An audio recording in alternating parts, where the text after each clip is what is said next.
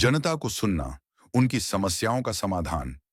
हमारी प्राथमिकता जनता दरबार पहुंचे लोगों के मामलों पर उपायुक्त श्री अजय नाथ झा ने की सुनवाई, कुल 57 मामलों पर की सुनवाई।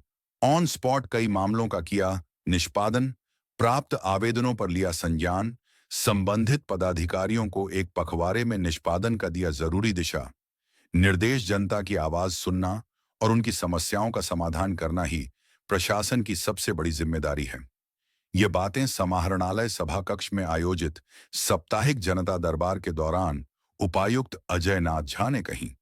उन्होंने कहा कि जनता दरबार शासन, प्रशासन और आम नागरिकों के बीच संवाद का एक सशक्त माध्यम है। इससे नहीं केवल लोगों की समस्याओं का प्रत्यक्ष समाधान होता है, बल्कि जनता का विश्वास भी प्रशासनिक तंत्र में मजबूत होता है। साथ ही कहा कि केवल जिला स्तर पर ही नहीं, प्रखंडों में भी आज जनता दरबार आयोजित है। सप्ताह के प्रत्येक मंगलवार एवं शुक्रवार को जनता दरबार आयोजित होता है। आज आयोजित जनता दरबार में कुल 57 आवेदन प्राप्त हुए, जिनमें भूमि विवाद, पेंशन, पारिवारिक कलह, रोजगार, सामाजिक सुरक्षा, आवास, राशन कार्ड और जन सुविधा से संबंधित विषय प्रमुख रहे। उपायुक्त ने सभी आवेदनों पर गंभीरता से सुनवाई की और कई मामलों का निष्पादन मौके पर ही कर दिया गया। उन्होंने संबंधित विभागों के अधिकारियों को निर्देश दिया कि प्रत्येक आवेदन पर संवेदनशीलता और त्वरित कार्रवाई के साथ काम करें, ताकि जनता को अनावश्यक चक्कर न लगाना पड़े। उपायुक्त ने निर्देश दिया कि प्राप्त सभी आवेदनों पर अधिकतम एक पखवाड़े के भीतर निष्पादन रिपोर्ट प्रस्तुत की जाए। उन्होंने कहा कि विभागीय स्तर पर लापरवाही या विलंब पाए जाने पर जवाबदेही तय की जाएगी। स्पष्ट किया कि जनता दरबार केवल शिकायत सुनने का नहीं, बल्कि समाधान देने का माध्यम है और इसका उद्देश्य शासन को जनता के और करीब लाना है। जनता दरबार के दौरान एक बुजुर्ग पिता अपने बेटे और बहू के विरुद्ध शिकायत लेकर पहुंचे। इस पर उपायुक्त ने भावुक होते हुए कहा कि यह बेहद दुखद है कि एक पिता को अपने ही बेटे बहू के खिलाफ शिकायत लेकर यहां आना पड़ रहा है। यह केवल प्रशासनिक नहीं, बल्कि सामाजिक चिंता का विषय है। समाज को इस दिशा में आत्ममंथन करने की आवश्यकता है। उन्होंने उपस्थित लोगों से अपील किया कि पारिवारिक और सामाजिक मूल्यों को सशक्त बनाए रखें, ताकि वृद्धजन को सम्मान और सुरक्षा का वातावरण मिले। जनता दरबार न केवल उपायुक्त कार्यालय में लगा है, जनता दरबार सभी प्रखंडों में, सभी अंचल कार्यालयों में, सभी कार्यालयों में मंगलवार और शुक्रवार को लगता है।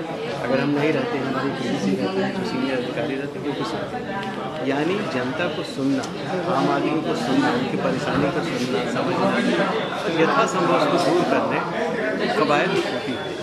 ये हमारी प्राथमिकता है। सर, इसमें मुख्य 1-2-3 मुद्दाएं हैं, जैसे कि एयरपोर्ट से सटे झोपड़ी वाले भी आए थे, उनके ऊपर क्या कोई कार्रवाई होगी? कार्रवाई की बात नहीं है। वहाँ से एयरपोर्ट के बगल में जो बूचड़ खाने हैं उनको हटाना है, क्योंकि उसके कारण पक्षियाँ आते हैं, उनको हटाना टॉप प्रायोरिटी। उनको हटाने के लिए नोटिस किया जा चुका है, किसी भी दिन उनको हटा दिया जाएगा। उनको हटा देंगे। इनको अप्रीहेंशन हो रहा है कि शायद इनको भी उड़ाना जाए। अभी हम इन पर कोई कार्रवाई नहीं करेंगे, पर जो अवैध है वो तो अवैध ही है, जो अवैध है वो तो अवैध ही है, लेकिन तत्काल हम सिर्फ उनको हटाएंगे। सर, आवास बचाओ संघर्ष समिति सेक्टर 12 जैसे उनका कागज़ पढ़ा है, उनको कुछ सुझाव दिया था, वो बनाकर लाए हैं, उसको पढ़ेंगे। वो एक लॉन्ग टर्म प्रॉब्लम है, लेकिन उनकी समस्या का भी हम समाधान करेंगे। पहले पढ़ लें क्या ज़मीन के मामले हैं, तो ज़मीन के मामलों पर हम जांच कर रहे हैं। बहुत सारे इधर से उधर कब्जा कर रहे हैं। कोई पिता है, वो अपने बच्चे से पीड़ित है कि उसकी बहू उसको नहीं रखना चाहती है, वो अपनी परेशान है। कुछ परिवार है, आपस में विवाद है, नहीं रहते। ऐसी समस्याओं में समाज में धीरे धीरे बदलाव, स्वार्थ, ये सब सारी चीज़ें हैं। इन सब चीज़ों पर मेरे पास ये मामला आना ही नहीं चाहिए। आपस में परिवार इतना बेहतर होना चाहिए कि उसको सुलझा सके।